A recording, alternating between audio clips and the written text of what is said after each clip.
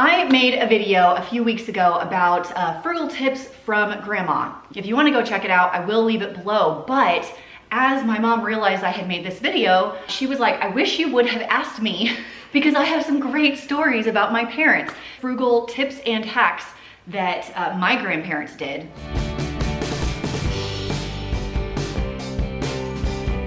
Just before we start, why were they so frugal? They were born in the 30s. Right, so they grew up like post-Great Depression. Right, and they also grew up on farms in Louisiana. So they were very poor, they grew up poor. My mom grew up on a rice farm. She did not speak well of that experience. No, my mother, they picked cotton when they were growing up and they were poor. Yep. And so that is why they were the way they were. And I think a lot of people that age had that experience. For some reason, for the holidays, instead of getting a turkey for Thanksgiving and a turkey for Christmas, my mom or my dad would go to the store, buy the hugest turkey they could find, like at least 20 pounds. Because it was cheaper per pound. Cheaper per pound, you know, get the sale, and then they'd have the butcher there, cut it in half.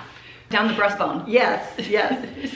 So, and then one side, it was for Thanksgiving, and then the other was for Christmas. So we had half a turkey for our holidays. So I'm guessing you didn't do the wishbone because it was no wishbone, no wishes. My sister actually has a video of my mom. For some reason, she was cutting it herself with like a hacksaw.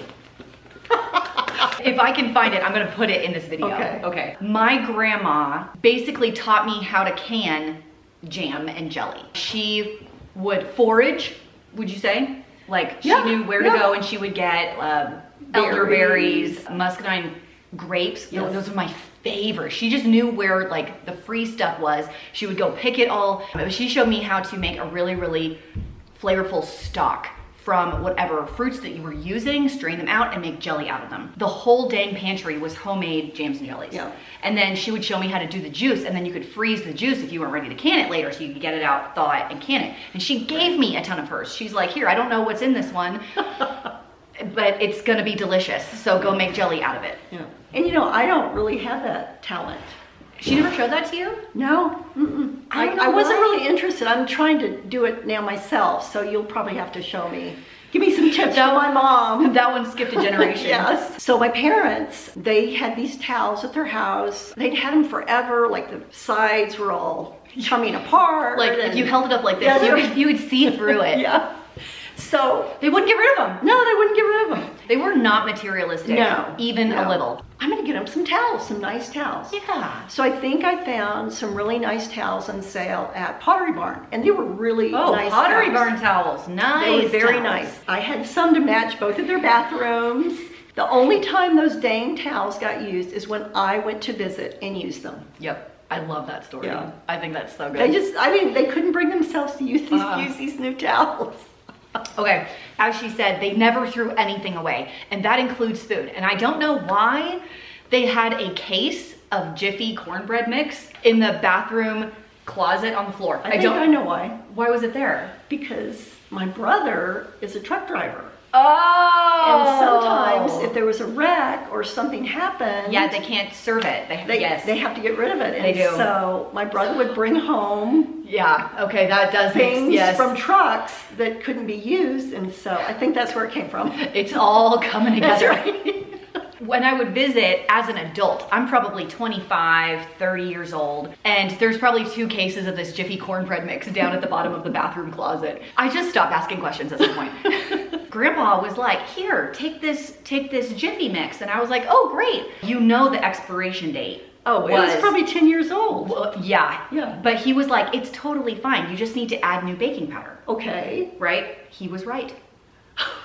I took so funny. I took that sucker home and I added a tablespoon of baking powder. Yeah. Every time I mixed up a box, it was totally fine. The nutritional value was probably 0.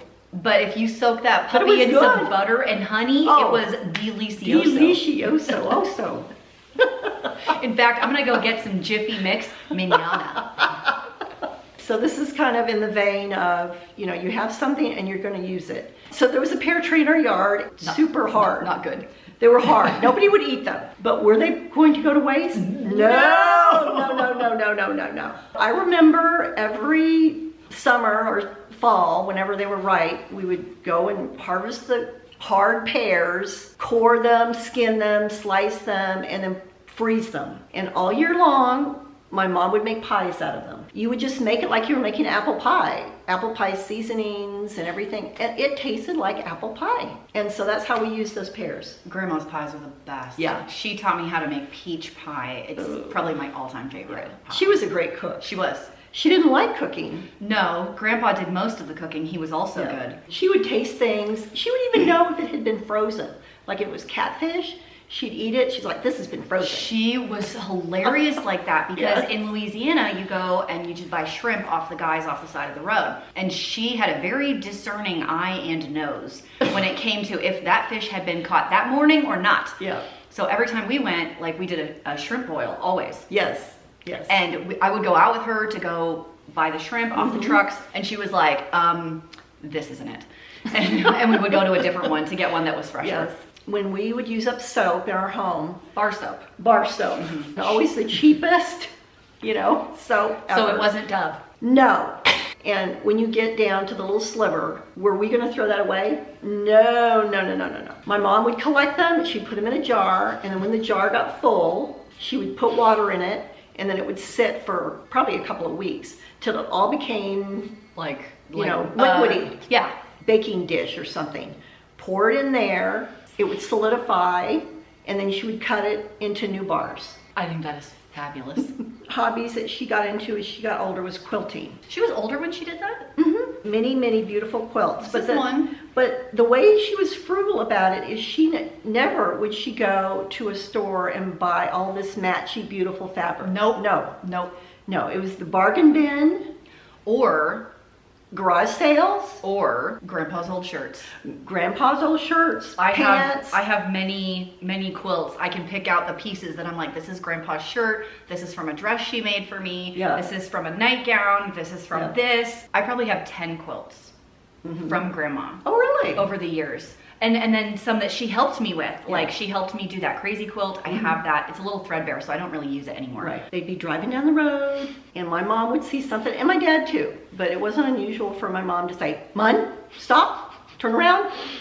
She would see something, a chair, a turtle. Yep. If you saw a turtle on the road and you didn't pick it up from my mom, you were not from Louisiana. You were on her list. The bad list. You did not want to be on the list. No. Dude, did Grandma could hold a grudge, man. Oh yeah. Don't get on the list. In the dictionary, under the word grudge, is my mom's picture. Yes.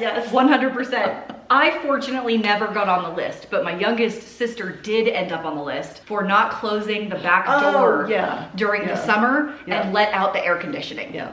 What a waste. Yeah. But as she got older, she got more mellow though, thankfully. Oh, for sure. But I mean, look at this couch. Yes, we're here on this couch because this was the couch in my grandma's parlor my Yes. whole life. I don't know where she got the couch. Probably somebody was throwing it out and she saved it. This fabric had to be on sale. Absolutely.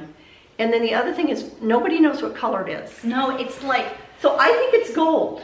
oh, okay. And other people think it's green. Oh, it's not green. What is it? It definitely leans more yellow than green, like a burnt mustard orangey yellow. See, this material was originally bought for curtains in our house, in the parlor. Yes, in the parlor. And, they're leftover fabric, so she made pillows. I mean, she would take stuff and... Grandpa loved to tinker with wood. Yes. He had a whole shop in the back, and he loved to make things because why buy it when I can make it? As he aged, he was having a hard time getting up. Remember? Did he have a walker? Yeah, he had a walker. It was a walker, but he didn't like it because he couldn't put stuff on it. So he made a wood tray. He's like 88. And he makes this wood tray to go on the top piece of his walker, and he got to put all of his little things, his glasses, the TV remote. Oh yeah, and they would go get just pallets, wood pallets, and he'd use that scrap wood to build things. Sounds about right. Yeah. Some of the, funny stories about how my grandparents, your parents, were extremely frugal their entire lives. If you want to try some of them out, you want to try and cut a turkey in half, go ahead and report back and tell me how that works for you. Or if maybe you have any, the self-reliance skills, like woodworking, quilting, canning, things like that, that you have learned. Let us know down below what they are. If there's any that we missed that maybe your parents or grandparents did, I would love to hear about them. Bye guys.